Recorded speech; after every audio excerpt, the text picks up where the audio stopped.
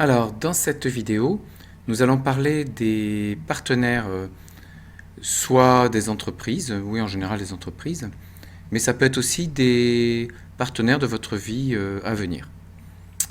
Alors nous commençons par Peuple Solidaire. Peuple Solidaire, dont l'objectif est d'agir pour les droits et vaincre la pauvreté. Ils ont de nombreuses campagnes dans le monde, ils font signer des pétitions.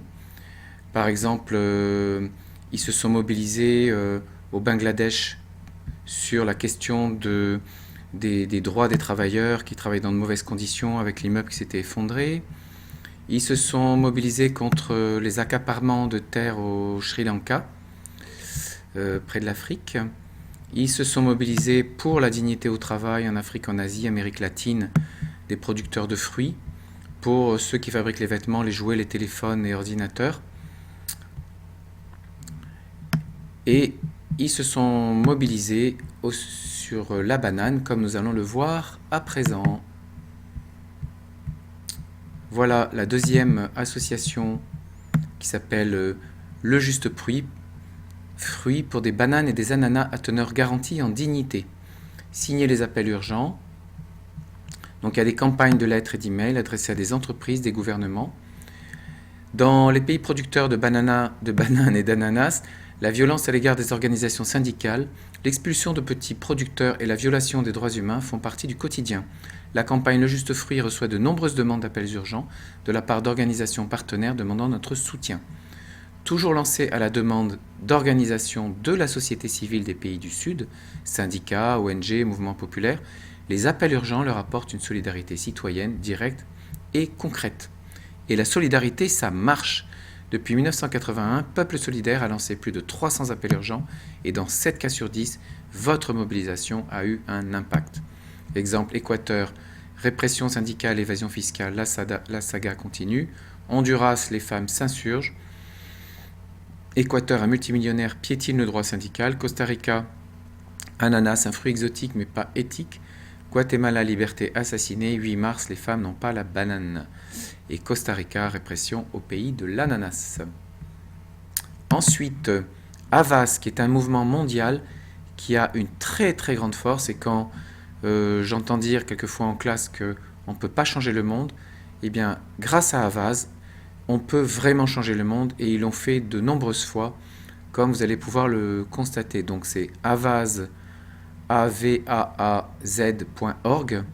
Là aussi, ce sont des pétitions mondiales qu'ils organisent et ça a un impact énorme, énorme, énorme. Et chacun peut en faire partie. Regardez, en septembre 2014, donc ils sont mobilisés plusieurs fois lors de sommets mondiaux pour limiter le réchauffement climatique.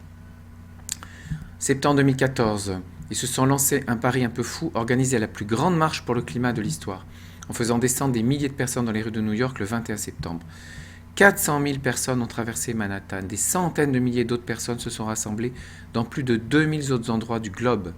Cette journée fut une magnifique expression de l'amour que nous portons à tout ce que le règlement dit climatique menace. Ce fut aussi l'occasion de faire part de l'espoir que nous pouvons construire un monde où 100% des énergies seraient propres. Des milliers de journalistes étaient présents. Et ils ont remis à Ban Ki-moon, le secrétaire général de l'ONU, une pétition rassemblant 2 millions de signatures et appelant à 100% d'énergie propre dans le monde entier. La marche a amené de nombreux leaders à écouter la voix des citoyens lors des sommets des Nations Unies suivants. Mettre la pression, ça fonctionne. Moins de 2 mois après la marche, les États-Unis et la Chine ont signé un accord historique. Les États-Unis ont adopté de nouveaux objectifs de réduction d'émissions de CO2 et la Chine a pris un tout premier engagement pour arrêter l'augmentation de ses émissions d'ici 2030. Pareil, leur lutte pour préserver les semences contre Monsanto. Monsanto voulait créer une énorme usine, la plus grande usine de semences OGM d'Amérique latine, qui aurait produit 60 000 tonnes de semences génétiquement modifiées par an. Havas a travaillé en étroite collaboration avec les résidents locaux, les militants, les avocats, pour faire pression sur les décideurs argentins. Après 20 mois de bataille citoyenne dans les tribunaux, dans les rues, les autorités ont bloqué le projet. Une réduction des émissions de gaz à effet de serre d'au moins 40%, octobre 2014. Après d'innombrables retards et tergiversations, les dirigeants européens ont finalement accepté de réduire les émissions de gaz à effet de serre d'au moins 40%. Ces deux petits mots sont essentiels dans notre combat pour sauver la planète.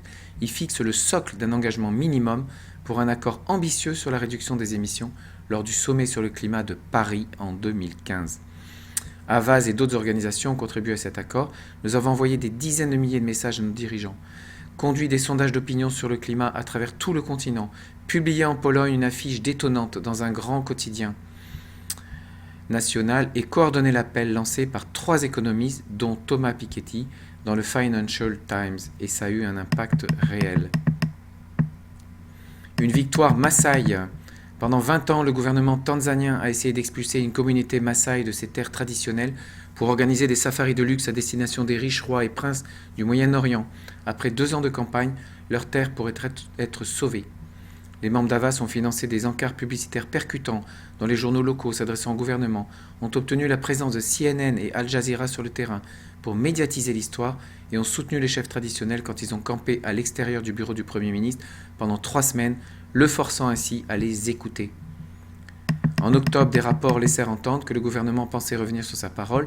Nous nous sommes alors de nouveau lancés dans la bataille avec plus de 2,3 millions de signatures et grâce aux réseaux sociaux, nous avons forcé le président tanzanien à promettre que jamais le gouvernement n'expulserait les Maasai de leurs terres ancestrales. Il reste à obtenir confirmation. Le pouvoir de 20 000 voix russes. Des millions de Syriens étaient piégés pendant des mois sans accès à l'aide humanitaire alors que les camions de l'ONU étaient bloqués à la frontière turque, incapables d'aller plus loin, tant que les négociations du Conseil de sécurité des Nations Unies n'avançaient pas. Et donc là aussi, Avaaz a permis de faire débloquer les choses. Préserver les plages grecques du béton.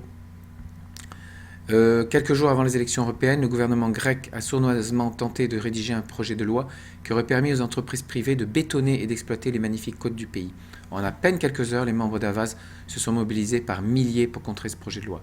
En collaboration avec WWF, Avaaz a remis directement au ministre des Finances une pétition forte de 150 000 signatures.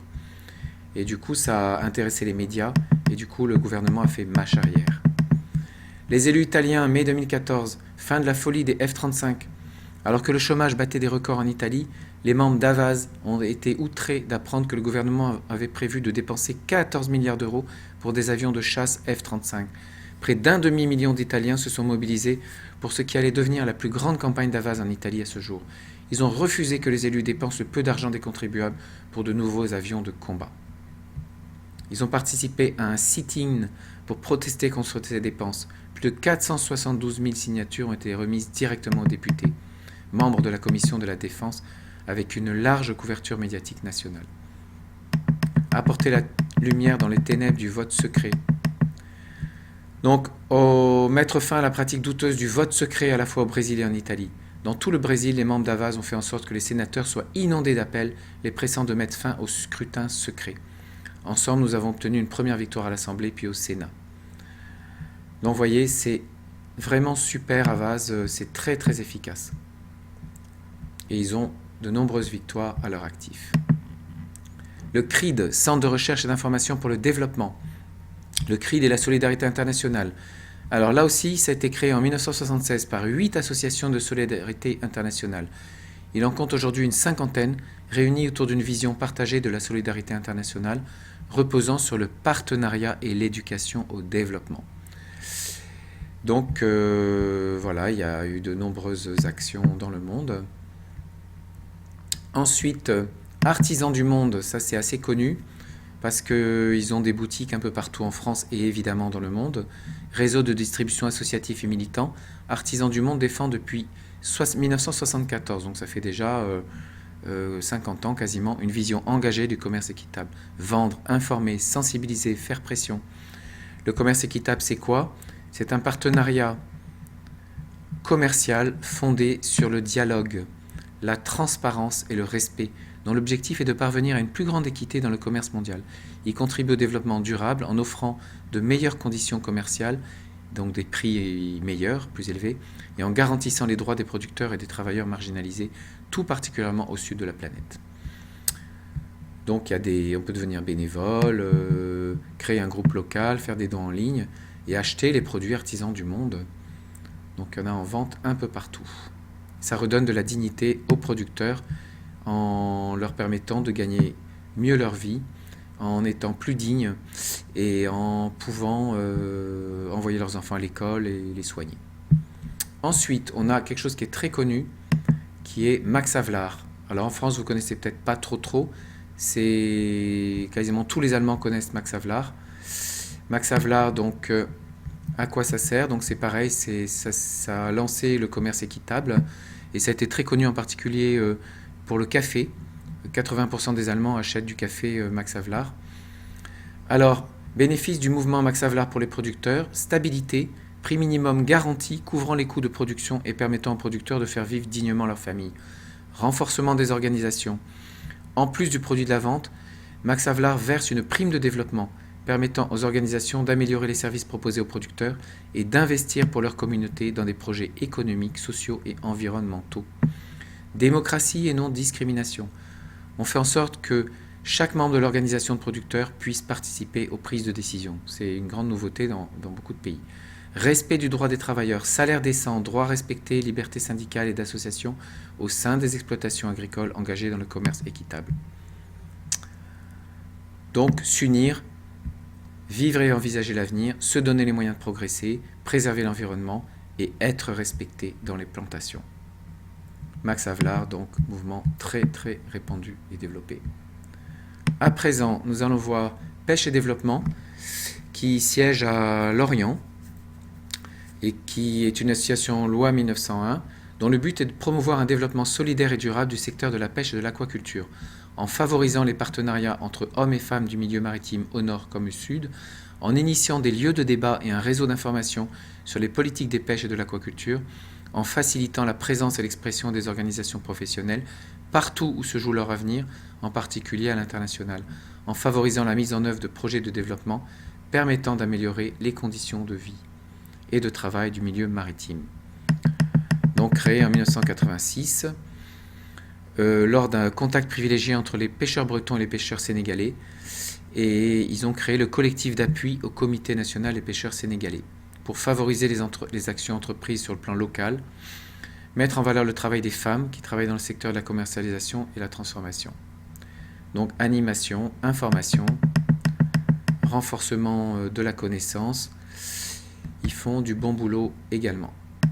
Ensuite, Alternative économique, là c'est un organe d'information, une sorte de journal, de web journal, qui s'intéresse beaucoup au développement et à la transition énergétique. Et puis, pour terminer, mais évidemment, il y en a beaucoup d'autres que vous pourrez chercher vous-même. Il y a aussi étudiants et développement, aide et action. J'ai trouvé le site de Passe-Palais, mais qui est en anglais évidemment, puisque c'est en Australie. Donc, est centré essentiellement sur les bijoux. Et là, il y a une rubrique qui explique comment ils cultivent leurs perles dans l'océan. Donc voilà. Et ils ont également, ils décrivent toute leur collection. Vous voyez, tac, avec différentes catégories de la collection. Une e-boutique. Et ils ont même fait écrire un livre par une écrivaine australienne très connue et fait un tout petit film qui met en scène une actrice célèbre portant leurs perles. Donc voilà la beauté des créations de Passe-Palais. Voilà, j'en ai fini avec cette vidéo. À vous de poursuivre vos recherches.